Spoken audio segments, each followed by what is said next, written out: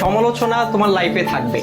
তুমি যতদিন বেঁচে থাকবা ততদিন তোমার লাইফে সমালোচনা থাকবে, অবহেলা থাকবে, অবজ্ঞা থাকবে, তুচ্ছ-তাচ্ছিল্য থাকবে। এটাই স্বাভাবিক, এটাই জীবন। তবে এই যে সমালোচনা, এই যে তুচ্ছ-তাচ্ছিল্যতা, এই যে অবজ্ঞা, এই যে অবহেলা, এই বিষয়গুলোকে খারাপ লাগার দিক হিসেবে নিলে হবে না। এগুলোকে তোমার অনুপ্রেরণা হিসেবে নিতে হবে। কারণ তুমি যখন এগুলোকে অনুপ্রেরণা হিসেবে নিবা, তখন এটা তোমার মধ্যে একটা জেদ তৈরি করবে। আর যেই জেদটা তোমাকে কঠোর পরিশ্রম করতে কি করবে ভাইয়া? অনুপ্রাণিত করবে। তোমার কঠোর পরিশ্রম করতে গিয়ে তোমার সব ধরনের ক্লান্তিগুলোকে দূর করে দিবে। আর যখন তুমি একবার কঠোর পরিশ্রম করতে শিখে যাবা, তখন স্যাক্রিফাইসের যে বিষয়টা, এই বিষয়টা তোমার মধ্যে অটো চলে আসবে। সুতরাং এই যে, আর সবকিছুর সাথে যদি বলো যে এই যে সমালোচনা, এই সমালোচনার পাশাপাশি জেদ, কঠোর পরিশ্রম, স্যাক্রিফাইস, আর এগুলোর সাথে যখন মেধার সংমিশ্রণ ঘটবে, তখনই তোমার স্বপ্নগুলো পূরণ হবে।